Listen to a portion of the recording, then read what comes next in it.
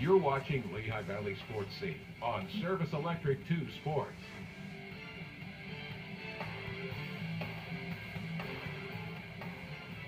Well, Saturday afternoon, the Central Catholic swim team was looking for their second win of the season. The Vikings were trying to shake off a tough loss to Freedom, and they're back at it. That was a loss on Tuesday. They would hope to do better against the Salisbury team, also struggling this early part of the season.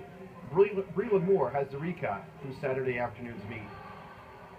Saturday afternoon, Allentown Central Catholic and Salisbury met at Kids Peace in Bethlehem for a holiday break swim meet. In the girls' 200-yard individual medley, Central's Maria Hallstrom came up big for the Vikings.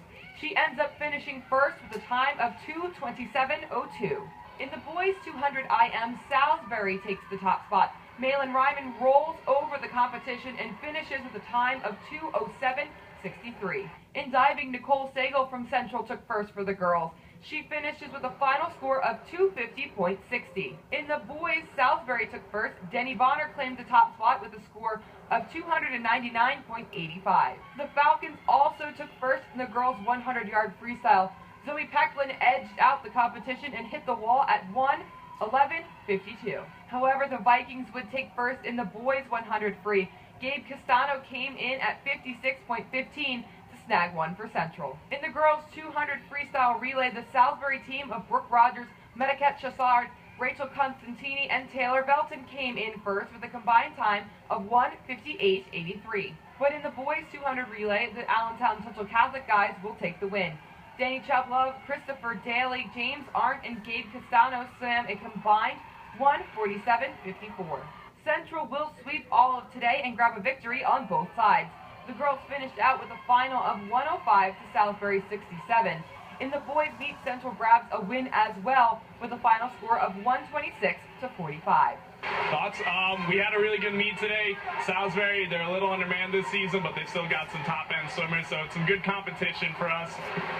Our swimmers swam well. You know, we put them in events they're not normally in, and they still competed, so it's good to see that they are still trying their hardest, even though they're swimming events they're not used to. I think we did pretty well as a team because you saw, like, on the sides we were cheering non-stop, like, for our teammates, and I think we tried really hard, like, not only trying to beat Salisbury, but, like, trying to, like, increase our own times individually. I think we did pretty well on that. It's like winning on both sides definitely gives us motivation to, you know, push through the other meets and to hopefully beat, like, double, like, both sides again.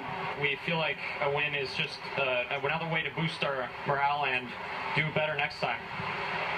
Allentown Central Catholic secures their second win of the season. The Salisbury boys are still searching for their first victory. The girls snagged one 2 weeks ago at Tiriff.